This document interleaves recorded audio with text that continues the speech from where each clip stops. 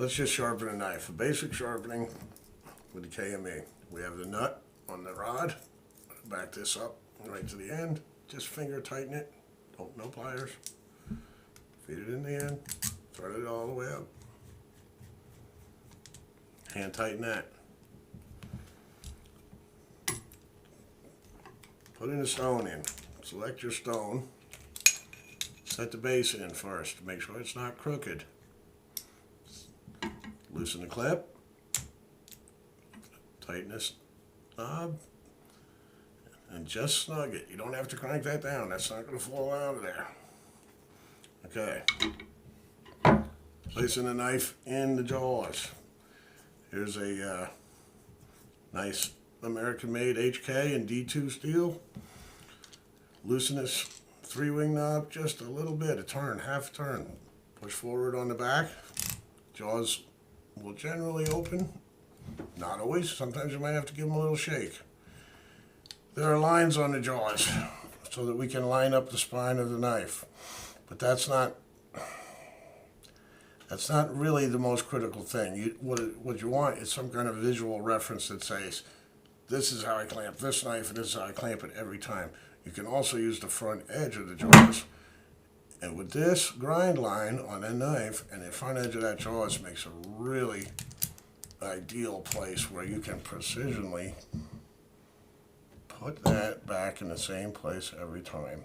Once I have it lined up, then I'm going to pinch the very front edge of the jaws, hold that tight, spin the knob up, and then use one of the wings of the knob more like a lever at the end to give it that last and it's locked in there, right? Now, angles. Angles on all clamp systems are relative. These numbers really, just because this is set at 20 degrees doesn't mean you're sharpening at 20 degrees. It depends how far this knife is sticking out. That also influences the angle. So in order to find the angle that we want to sharpen this knife at, use the Sharpie. Color the existing factory bevel and let that ink tell you where this angle should be set.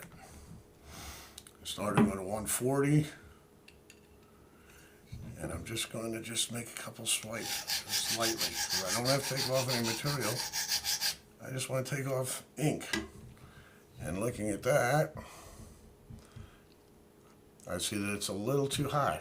It's taken off the cutting edge, but you can still see ink up on the shoulder, which means lower this angle just a little bit. Let's try 1 degree.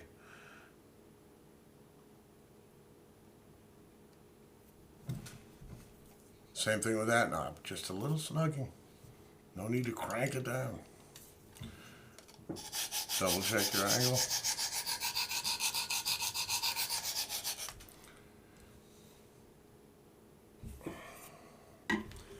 That looks pretty good to me.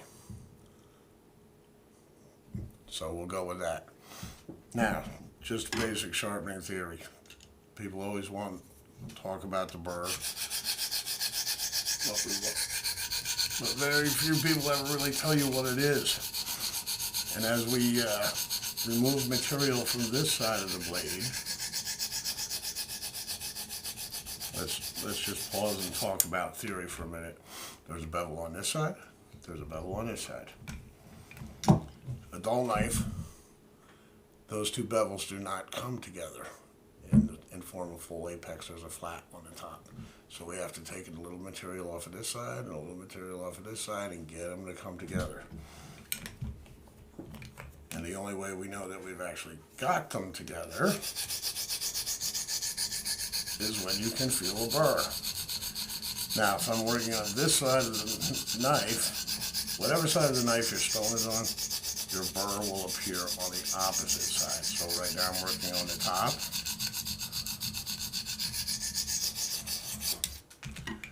And I'm going to feel for the burr on the bottom. And if I come off of here like this with my finger, I just want to feel a little raggedness. Just the slightest little raggedness. It's telling me that this bevel and this bevel have come together and now the metal's starting to curl over the edge. That's it. And that's all you need. You don't need to go until there's a big hook. You know, you're taking more material off than you need to. So I felt it up. I have a burr right up in here.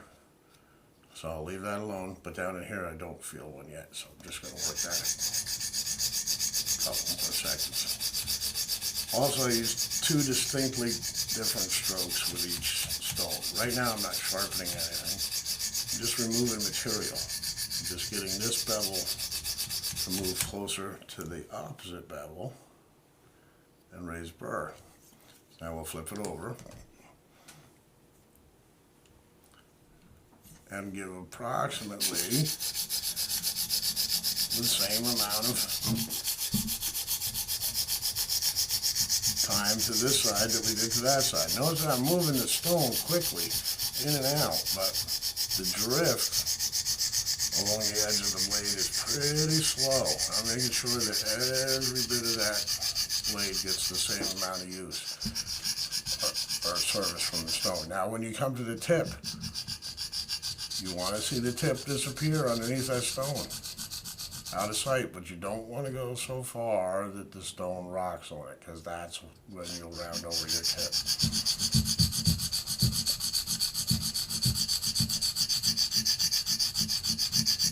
And we'll work back down towards the belly again.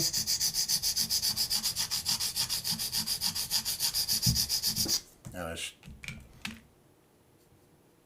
clearly have a burr there. There, there, there, and there. Jackpot. That's the only time you need to get a burr, is with the very first stone. So now that we've raised the burr, now we're going to sharpen and take the burr off. Well, right now it's on the opposite side. But I'm going to make a few into the edge strokes. Let's pause there for a minute. When we're learning freehand sharpening, they tell us take the knife and pretend like you were trying to shave the thin slice off the stone. It's exactly the same with the sharpener, except that the stone is moving, not the blade. So it's into the edge to cut that burr off. And I'll do 3 passes on that side and rotate it. And do 3 passes on this side. Some people will want to do 5. Your count is far less important than the procedure itself. Also, as a time saver, you don't have to pull this stone carrier out every time. Just lift it up, reach up here with your thumb, and rotate the clamp in one hand. And then I can go 1, 2, 3, 1, 2, 3. Now I'm deburring and actually sharpening. Shear that burr off. Shear that burr off. Boom. Put that down. Switch to the next stone. By the way, that edge right now, boom. See that? As soon as I touch my fingernail, boom, it catches. Catch it. It's sharp at 140. It's very important that you get this thing sharp, and I will bet you it will probably shave or close to it right there at the extra coarse level. And if it doesn't, then it's pointless to move to a finer stone, because then you'll just be polishing a dull edge. So let's go to the coarse. We've done the extra coarse. Go to the coarse. Same thing. Set the bottom in nice and straight. Set the clamp. The angle's already set. No need for inking the blade again. And now the first thing I want to do is polish. Because now I'm just sanding. All this stone is doing is taking out the scratches that the extra coarse stone prior put in it. Again, I'm going to flip it like that. Work this side. And once all the work is in that first stone, getting those bezels to come to a complete intersection, getting your burr. The burr is the physical sign that tells you you've got the intersection, and it is all right to move forward. Then we always finish with deburring, which is sharpening. 1, 2, 3. 1, 2, 3. And then let's go 1 and 1. And then immediately go right to your next one. And this is just sharpening theory. It doesn't matter if you're sharpening a knife, a broadhead, or a lawnmower blade. It's all the same. It's all the same. Get your edge formed at the very first step, and then it's from that point on, it's refine, refine, refine. It's 600. What are we going to do? First, polish out the scratches from the 300.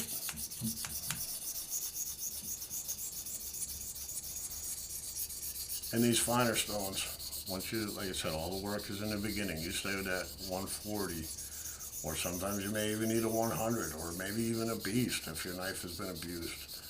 You stay with that for as long as it takes to get the burr. Then once you have that, the rest of the stones, we're literally just sanding metal, polishing, but it's really sanding. So they go quick. Polish, deburr, or sharpen.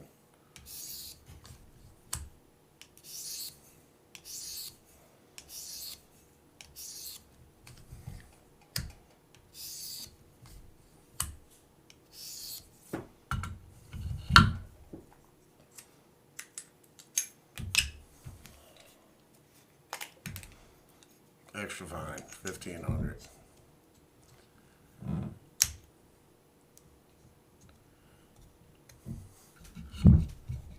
A lot of information out there on the internet where people want to turn sharpening into rocket science. It's not. It's very simple. When sharpening a knife should not be a project.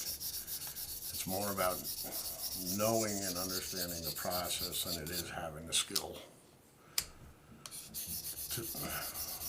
Everybody talks more about skill than knowledge, and it's really, without the knowledge, all the skills are of no value.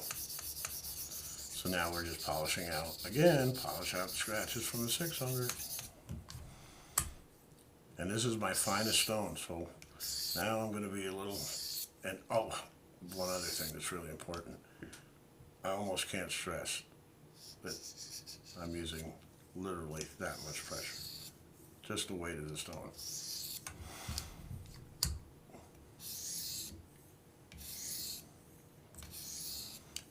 And by going into the edge, if there's a burr here, I'm cutting it off.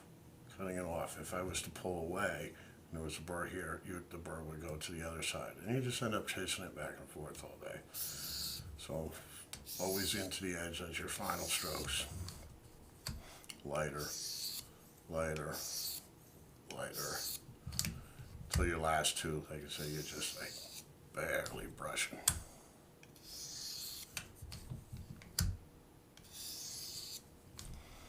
It's important also, where this clamp is rotating, put a drop of oil in here every once in a while. Okay, we're done. That knife is sharp. Now when you're putting a knife in or out of the clamp, it's both hands on the sharpener, not on the knife.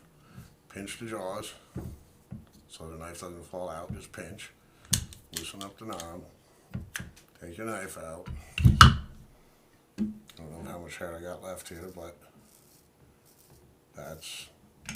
it's just that easy.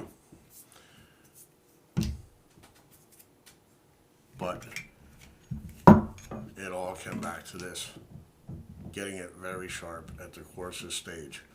Otherwise, like I said, we could go through 20 more grits and you end up with a beautiful mirror polished bevel on a blade that's still dull as a stump.